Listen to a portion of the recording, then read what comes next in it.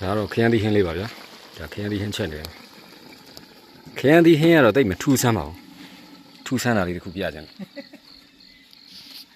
ဟောဒီမှာတန်တန်ဒီခုပေးမယ်တန်တန်တန်ဘာဒီလုံနေကြတာတော့ဆိုတော့ဟောဒီမှာကျွန်တော်တို့သူတို့ရဲ့မွေးရမြေမှာဝါပင်ရှားပါတဲ့အတွက်ဒီဝါပြီမှာလာပြီးတော့မှဟောဒီမှာနှီးအရက်ပြိုင်နေကြတာဖြစ်ပါတယ်ဟောဒီမှာပါဟောဒီမှာပါနော်ဘာတွေရက်နေကြလဲတော့မသိဘူးဗျာဟောဒီမှာစူးစားပန်းစားတော့ဒါရက်လုံနေကြတာပဲဖြစ်ပါတယ်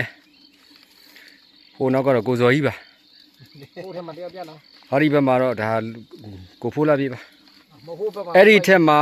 ထက်ပိုတော့ဟောဒီမှာဘာတွေလုံနေကြတာတော့ဗျာဟမ်၃ယောက်သားဗျာကြည့်ပါဦးနှီးတွေပြိုင်ပြီးတော့ရက်နေတာကြည့်ကဲကြည့်ပါအောင်ကြည့်ကြပါဦးဒါကြီးရဲ့အကြီးဆုံးကြီးပါဟောမှာအငယ်လေး2ယောက်ပါတကယ်ယောစူးစားပန်းစားကိုရက်နေကြတာကြည့်ပါဦးတကယ်အော်လို့မဆုံးဟိုမှာလဲငါးထဲဘူးလားဘာဖားထဲဘူးလားမသိဘူးပလိုင်းလေးရက်နေတာဟိုနောက်မှာဒါဒေါ်ကြီး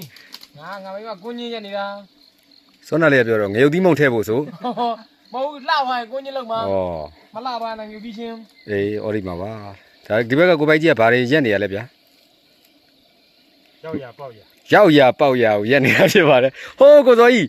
ဘာရက်နေရလဲဗျာအိုးမိကထဲအောင်လို့မှန်ဟုတ်ပါပြီ